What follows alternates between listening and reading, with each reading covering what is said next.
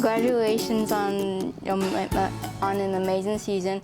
What was your toughest opponent? Our toughest opponent? Well, I think they were all tough at some point. And I guess you'd have to look to Linkway East because they're the team that was able to beat us. So I would have to say that they were our toughest opponent.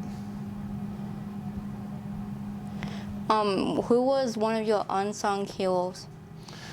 Ooh, there's a lot of those guys, but you know, I'd have to say on offense, one of the guys, one of our offensive linemen, Mr. DeVito, our center, he did a pretty good job of getting all the snaps back to our quarterback for the most part, and still being able to carry out of his assignments. And he doesn't get his name in the paper a lot.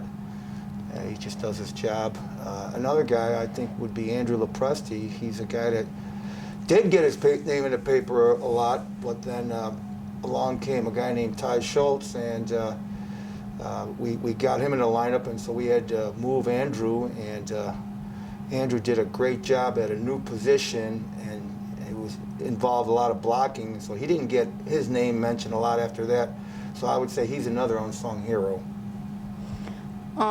Another question is there a chance we can repeat this next season? Oh, there's always a chance for that, yeah, and that's what we're going to be trying to answer for ourselves when we get to work in the off season and start working out and seeing just what kind of desire and make up these new players that are going to come up, what kind of dedication they have, because they're going to have to live up to a lot to match this last group. Final question, what are your plans for the off season for the coaches and players? Well, plans start right now. We're going to be collecting gear, getting ready for our banquet, trying to celebrate the last 4 years of these seniors, trying to give them a good send-off.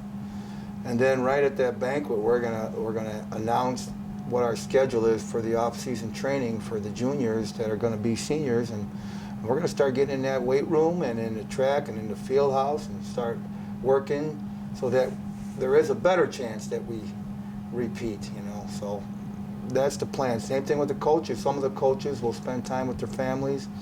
They'll spend time coaching other sports, and a lot of them will spend time with our upcoming seniors to make them better in our upcoming juniors. So it's busy, but we enjoy doing it, and that's why we do it.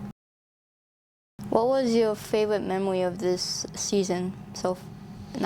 Well, I have a lot of individual favorite moments that when I capture in my eye a player doing something special. You know, there's a lot of them. You know, aside from winning the big playoff games and the state championship, gives me great joy to see when our team does something unselfish, when a teammate makes a play and then his first, the first thing that happens to him is he's mobbed by his teammates. I have a lot of those moments in my mind, but I think one that sticks out was when our players, it was a game we were playing at home here.